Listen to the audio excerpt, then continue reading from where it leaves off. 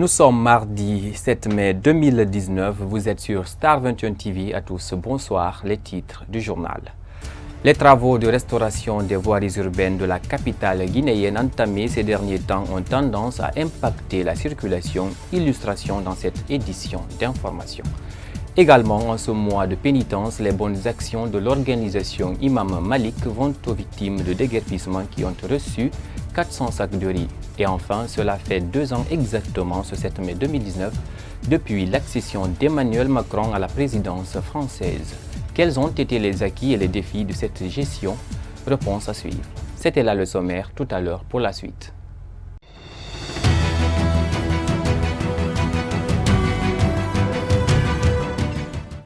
À tous, bonsoir et bienvenue. Les travaux de réfection de la route secondaire de la corniche sud de Matoto ont été entamés par les autorités en charge des travaux publics. Un démarrage du chantier qui se répercute par endroits sur la circulation des engins. Pour en savoir davantage, notre équipe de reportage est allée ce mardi faire le constat. Oumar Sow, explication. La déviation de Matoto qui passe par la tannerie pour ressortir à Kisoso est momentanément bloquée. Pour cause, les travaux de réfection sont entamés de ce côté. On est là pour arranger la route, surtout l'affaire des caniveaux, ça qui empêche la route ici. Parce que s'il n'y a pas de caniveau, une fois qu'on met le bitume, ça va toujours gâter parce qu'il y a l'eau qui quitte en haut un peu partout. Donc on a décidé de faire les caniveaux pour que ça soit très bien. Donc une fois qu'on met ça, on met le tapis, il n'y a aucun problème maintenant, ça va faire des années. Visiblement sur le terrain, des caniveaux sont déjà creusés. Des usagers de cette route, qui également sert de passage aux commerçants de Matoto, doivent garder leur mal en patience en attendant la fin des travaux. Il y a tellement de véhicules à Conakry que la route nationale ne peut pas tout supporter. Donc essayer de réfectionner les routes secondaires là ne peut être qu'une chose très salutaire.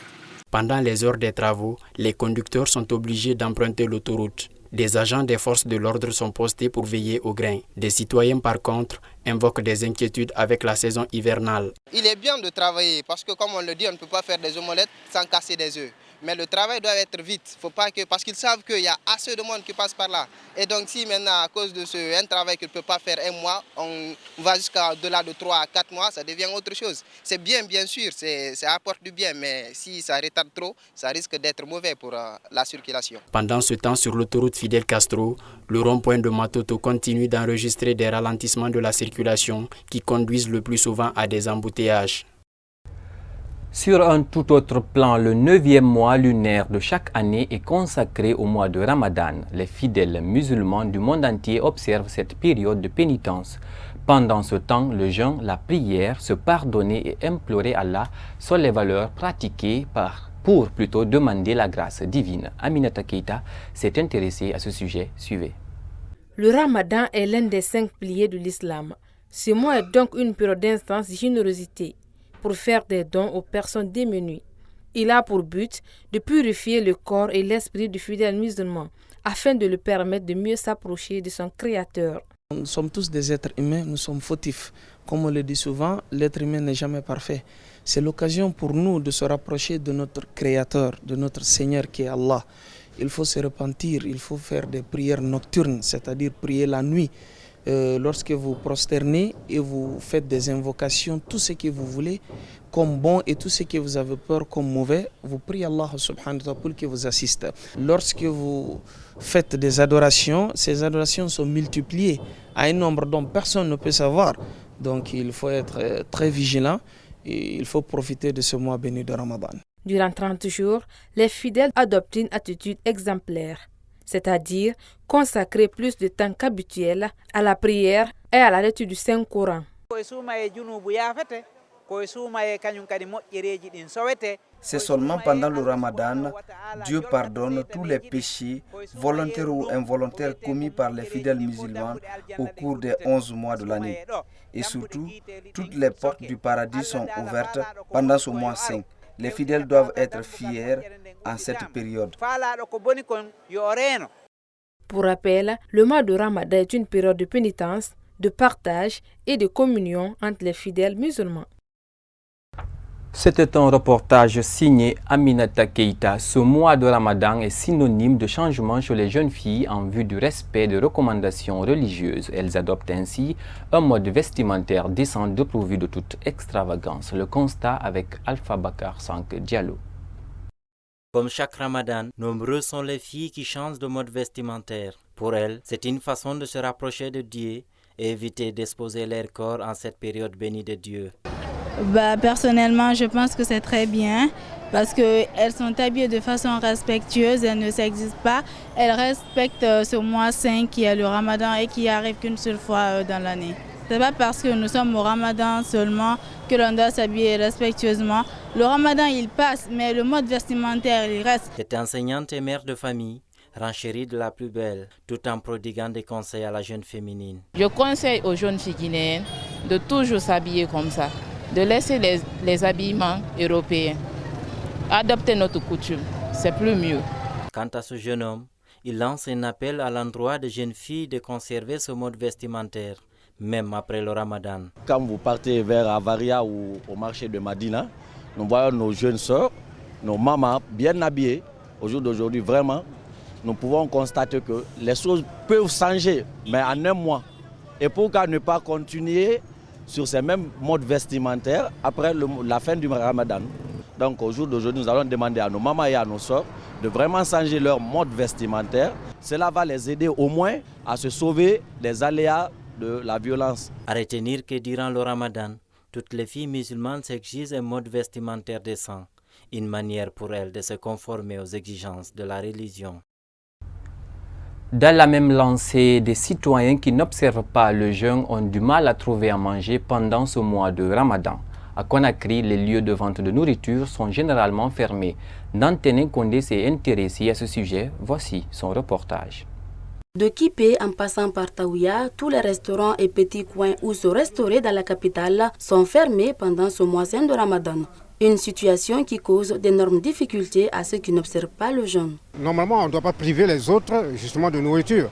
Et si vous avez un restaurant, je ne vois pas pourquoi le fermer puisque vous-même vous ne mangez pas. Mais il ne faut pas priver les autres de manger. Ça met les populations dans une situation inconfortable, en tout cas pour ceux qui ont choisi de ne pas jeûner. Pour cet autre restaurateur de son état estime que préparer pendant le Ramadan est une perte économique. Pas de vente comme si ce n'était pas le mois du Ramadan, cela également pose problème. Beaucoup de vendeuses ont peur, telles qu'à l'école. Par exemple, j'ai visité une école où pratiquement il n'y avait pas de vendeuses. Et source que ces vendeuses-là ont peur de ne pas rentrer avec le manger à la maison. Parce qu'on n'achète pas. Dès que vous préparez, vous avez dans la tête à ce que votre manger puisse être acheté. Si ce n'est pas acheté, vous perdez au lieu que vous gagnez. Comme chaque année, au cours du mois de Ramadan, nombreux sont ceux qui n'observent pas le jeûne, ont de la peine pour trouver à manger.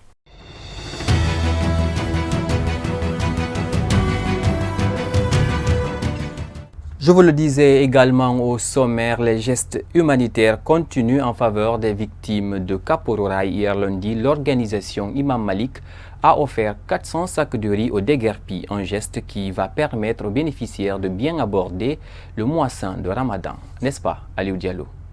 Cet acte humanitaire de l'organisation Imam Malik vient s'ajouter à ceux de beaucoup d'autres personnes. Ces différentes familles bénéficient de cet apport pour mieux commencer le Ramadan. Les donateurs disent avoir agi au nom d'Allah. Nous sommes là aujourd'hui pour distribuer des vivres aux victimes de déguerpissement de Kapororaï. C'est une donne de l'organisation Imam Malik à travers la base de l'organisation, des mosquées, des bonnes volontés, des associations affiliées. C'est eux qui ont contribué. Nous avons acheté 400 sacs de riz pour donner à nos frères et sœurs pour commencer le mois de Ramadan. Depuis le déguerpissement de ses habitants, de nombreuses personnes de bonne volonté volent à leur secours. Pour le vice-président du collectif des victimes de Kapororaï, ce don est plus que salutaire. Nous appelons à toutes les organisations et de bonne volonté de nous venir en secours. D'abord, les familles sont à la Belle Étoile, sinon sous les manguiers. Nous les appelons à venir en aide. Nous n'avons ni mangé, ni à boire, ni des habits. Alors nous appelons à toutes les bonnes volontés à venir au secours de ces différentes familles. D'autres ne peuvent même pas rentrer parce qu'ils n'ont pas les moyens de rentrer chez eux. C'est la situation que nous vivons. Ils sont aujourd'hui plus de 1000 foyers déplacés. L'organisation Imam Malik à vocation islamique entend continuer son geste dans les jours à venir. Une opération qui vise à atteindre toutes les familles touchées par le déguerpissement.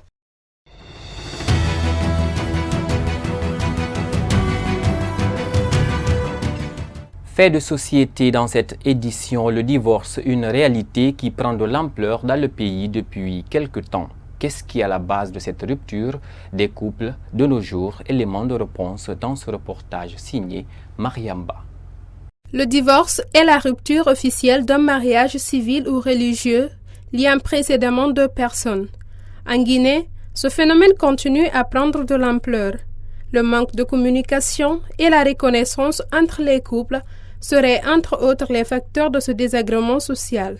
Il y a l'adultère qui peut amener le divorce, l'article 341 qui le prévoit pour l'homme. S'il entreprend sa femme avec un autre homme, il peut demander le divorce. Aussi, c'est l'article 342 aussi qui le prévoit pour la femme. Si la femme aussi entreprend son mari avec une autre dame, la femme aussi peut demander le divorce, surtout l'incompatibilité d'humeur. Perçu comme élément perturbateur, le divorce constitue un rideau de fer entre le couple. Rencontré, ce sociologue donne sa conception sur ce fait. Du point de vue sociologique, c'est prouvé que plus il y a assez d'acteurs qui interviennent dans le mariage, plus le divorce devient difficile à prononcer. Parce que tout simplement, lorsqu'il y a un problème entre le couple, il y a toujours un acteur qui peut intervenir pour dire non, attendons. Et ce mariage, ce n'est pas un problème entre vous deux, c'est un problème entre la famille, c'est un problème entre la communauté. Et le temps pour le couple de revenir au meilleur sentiment et reprendre. Quand on se marie par amour, on est à même d'accepter beaucoup de choses. Ensuite, faire en sorte que les parents soient impliqués dans le processus de mariage. Multiples sont les conséquences de cet acte.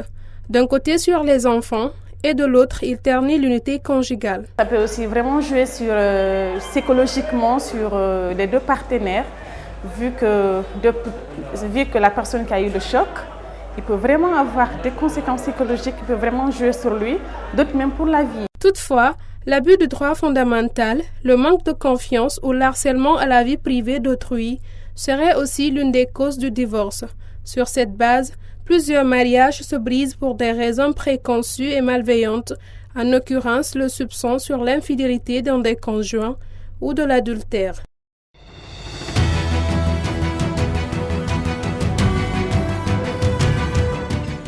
Sur un tout autre plan, 2 résultats pour une seule blessure, c'est le moins qu'on puisse retenir sur la sortie de l'international guinéen des Reds de Liverpool mercredi dernier au Camp Nou contre le FC Barcelone. Mais le second le priverait de la prochaine Coupe d'Afrique des Nations Égypte 2019. Le sélectionneur du Sili national de Guinée a donné son point de vue sur la situation de Naby Keïta. Abdoulaye Momo Fofana, reportage. Sorti sur blessure mercredi dernier à la 20e minute de jeu au Camp Nou lors du match aller de la Ligue des champions européenne, les résultats des premiers examens avaient révélé que la durée d'indisponibilité de Naby Keïta était de 3 semaines, synonyme d'une fin de saison. Vendredi, en conférence de presse d'avant-match, l'entraîneur des Reds avait laissé entendre que le médian guinéen de 23 ans serait éloigné des terrains pendant 3 mois, ce qui lui priverait de la prochaine Coupe d'Afrique des Nations Égypte 2019. Cette inquiétude se lit aujourd'hui sur le visage du peuple de Guinée. La blessure, je suis vraiment ému par rapport à la blessure de notre champion, sur qui nous comptons beaucoup, non seulement sur le club, mais aussi avec l'équipe nationale guinéenne, où tout le peuple compte sur lui pour venir nous aider afin d'avoir la coupe. Deco, meilleur joueur du Sili aujourd'hui, espoir de toute une nation, on ne peut pas nous fortuit comme ça, le club ne peut pas nous annoncer l'indisponibilité de 2 mois de Deco. C'est un non-événement pour moi parce que je me dis que le club n'est pas médecin, il est entraîneur. Rencontré ce soir à Conakry, le sélectionneur du Sili national de Guinée reste positif et attend les derniers résultats. Il faut toujours attendre au moins 5-6 jours pour faire un deuxième examen. Après, tu peux voir beaucoup plus. Alors, on a communiqué, j'ai communiqué avec Nabi, on va se patienter. Aussi, j'ai parlé avec Nabi pour faire un double check avec son docteur qui est en Suisse pour voir un deuxième rapport. Alors, on doit attendre, on doit patienter, on doit se calmer. Approché à plusieurs reprises par les responsables de la Fédération guinéenne de football, l'attaquant de 22 ans d'Amiens, Serhou Guirassy, aurait dit oui à la Guinée. On a aussi parlé, il a dit que lui, il a la tête pour jouer pour la Guinée. Mais maintenant, on doit attendre la confirmation. Mais tu le sais, les joueurs sont en championnat, ils sont concentrés. Amadou Diawara du Napoli, Ali Keita d'Ostersund et Momo Yatara d'Auxerre sont aussi blessés. Mais leur participation à la CAN n'est pas compromise. Les nouvelles de Nabi Keita sont attendues dans les prochains jours par la Fédération guinéenne de football.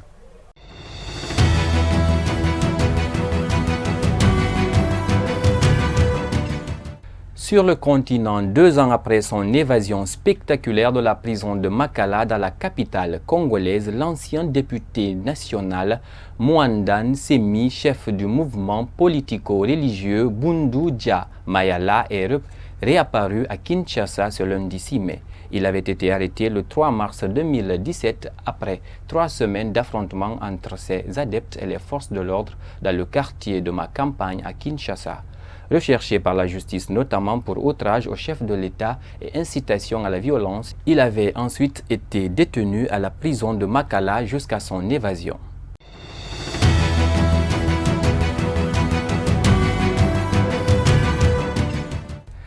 C'était en tête de chapitre. Cela fait exactement 2 ans ce 7 mai depuis qu'Emmanuel Macron est élu président français. Lors de sa première année à l'Élysée, le président Macron avait dit vouloir établir un partenariat entre l'Afrique en rompant avec la politique menée par ses prédécesseurs. 2 ans après, le bilan de la politique africaine du locataire de l'Élysée devient une promesse difficile à tenir. C'est un commentaire signé Kadiatou Chérif Fofana. Emmanuel Macron, depuis son arrivée au pouvoir, ne cache pas son ambition de dépoussiérer la relation franco-africaine en la débarrassant de ses irrégularités héritées du passé colonial. Une période dont l'évocation de certains épisodes suscite encore de nos jours la polémique. C'est ainsi qu'à travers des formules telles que la France-Afrique morte et enterrée, il n'y a plus de politique africaine de la France, qu'il a tout de suite marqué les esprits en tentant d'imposer un nouveau style aux antipodes de celui attribué, à tort ou à raison de ses différents prédécesseurs. Cette volonté de rupture avec les pratiques du passé est notamment illustrée à Ouagadougou lors de sa première tournée africaine en novembre 2017, d'autres effectuées au Nigeria, au Kenya, en Côte d'Ivoire, au Ghana et en Éthiopie. Toutes ces tournées ont pour objectif de promouvoir une politique recentrée sur l'entrepreneuriat, la jeunesse et l'éducation, avec l'ambition d'améliorer l'image de la France sur le continent noir. Le chef de l'État français a également lancé le processus de restitution des œuvres d'art à l'Afrique. 26 d'entre elles devraient bientôt rejoindre le Bénin. Sur certains dossiers, l'Élysée a semblé vouloir solder le passé. L'envoi au Burkina Faso de 2 lots de documents déclassifiés par la France dans l'enquête sur l'assassinat de Thomas Sankara participe ainsi à cette démarche. Mais la mesure qui aura certainement été la plus commentée, c'est la très forte augmentation des frais d'inscription à l'université pour les étudiants non français, une décision qui a provoqué un tollé aussi bien en France que sur le continent africain. Mesdames et messieurs, c'était ce qu'il fallait retenir au compte de cette grande édition sur Star 21 TV consacrée à l'actualité africaine mais aussi à l'actualité internationale. Excellente suite de programmes en compagnie de la télé du 21e siècle. Au revoir.